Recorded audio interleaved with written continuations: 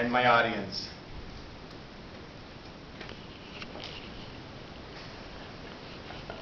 All right, thank you guys for being here.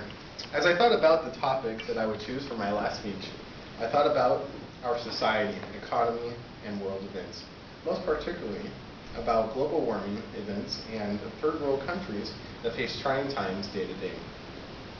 I want to talk about how easy it is for us in the United States to sit back and not feel any of the effects of the things that happen around us in the world. I want to start with some questions. Have you ever thought about how much you waste every day, whether it be food, water, energy, or time? Have you ever wondered about those things that you waste and how we take them for granted? According to greenanswer.com, our country wastes up to 200 billion gallons of water each year. 200 billion, that's a lot of water.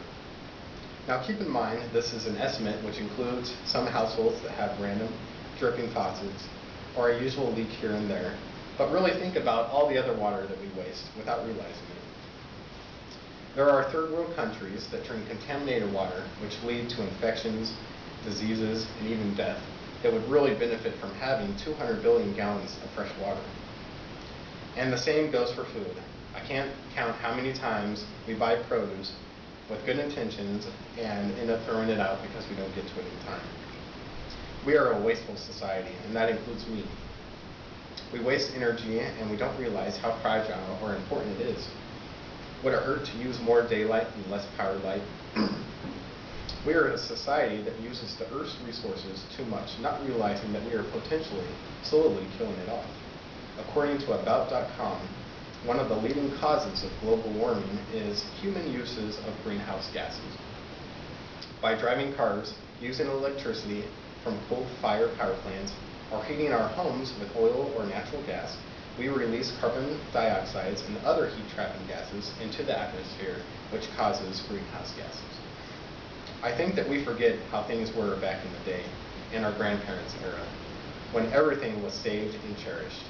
In her book, Half-Broke Horses, Jeanette Walls describes how her grandmother grew up in a dug made of dirt, mud, and crap wood. Commodities were scarce, and families didn't waste anything. To wash dishes, they would bring in a bucket of water, clean water, and after they did the dishes and dirty the water, they would reuse it to water the plants. She tells another story of a family who, after receiving a watermelon, the family ate the fruit, saved the seeds for planting, and pickled the rind. That was a time of cherishing what you had and making the best of it. Perhaps we don't need to be as strict as they were, but we ought to be more thoughtful and try to utilize our possessions better, which ultimately could help save the world. WaterUseItWisely.com gives us 100 tips on how we can save water, and just to name a few. When washing dishes by hand, don't let the water run while rinsing. Fill one sink with wash water and the other with rinse water. Adjust sprinklers so that your lawn is the only thing that's being watered, not the house, sidewalk, or street. Run your clothes washer and dishwasher only when they are full. By doing this, you can save up to 1,000 gallons each month. Use the garbage disposal sparingly. Compost vegetable food waste instead and save gallons each time. Plant in the fall when conditions are cooler and the rainfall is more plentiful. Monitor your water bill for unusual high use. Your water bill and water meter are tools that can help you discover leaks. And last that I will mention is to not run the water while you are brushing your teeth. And there are other things that we can do to help the environment, and that is recycling. And what we did is for a day is we usually take out 2 bags of trash each day.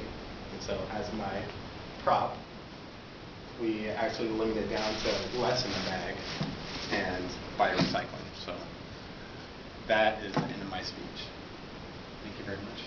Now let's see the audience.